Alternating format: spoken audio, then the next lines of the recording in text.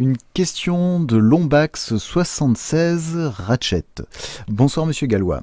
Comment expliquer que des personnes bien informées, comme des profs enseignants dans les écoles de management ou des écoles de commerce, soient plutôt réticents aux idées économiques de l'UPR? C'est pas une question d'éducation ou d'information, il y a quand même un formatage qui est très important. Il y a beaucoup de personnes qui ont plein de certitudes, mais qui finalement connaissent assez peu le sujet. D'un point de vue politique, il y a plein de personnes qui ont beaucoup d'éducation ou qui travaillent beaucoup et d'ailleurs, et qui ne s'intéressent pas à la politique et qui ne regardent pas le fond des choses. Donc quand on n'a pas beaucoup le temps de s'intéresser à la politique et qu'on ne va pas au fond des choses, on s'informe parce qu'on a entendu un tel sur France Inter, un tel sur TF1, et il y a tous les commentaires qui rentrent inconsciemment dans le cerveau des gens. Il faut savoir qu'en France, on fait la promotion de l'Union européenne, si j'ose dire, du berceau à la tombe.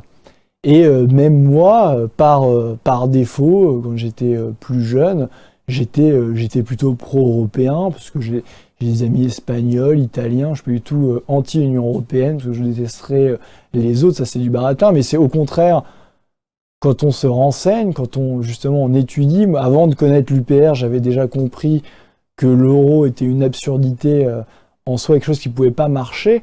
Et après, en grattant, j'ai découvert l'UPR et je me suis plus intéressé à d'autres éléments, notamment géopolitiques, à la mainmise des États-Unis sur l'Union européenne.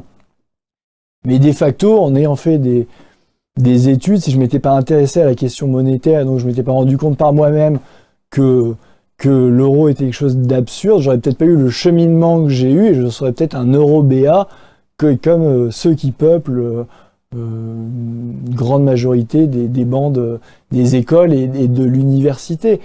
Il y a des gens qui ne connaissent pas forcément, qui ne s'intéressent pas, et c'est pas parce qu'on a fait des études qu'on va connaître tel sujet. C'est souvent assez spécialisé et il n'y a pas de raison, c'est pas un discriminant d'études qui va faire que vous compreniez mieux le fonctionnement de l'Union européenne. Et donc quand vous le comprenez mieux, vous êtes forcément pour le Frexit.